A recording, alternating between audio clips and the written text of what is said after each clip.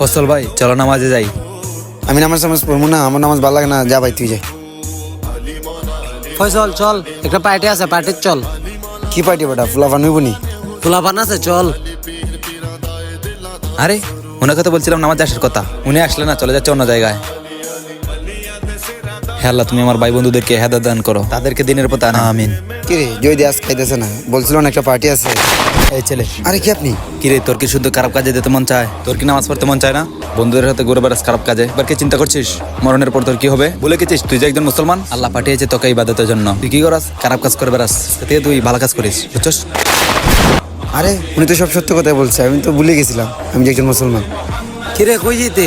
তোর বলছিলাম না আজকে একটা পার্টি আছে, চল পার্টিতে। না বন্ধু, আমি যাবো না, জীবনে অনেক ভুল করে ফেলছি। তাহলে আমাদের ইবাদতের জন্য পাঠিয়েছেন, এটা আমাদের জন্য হারাম।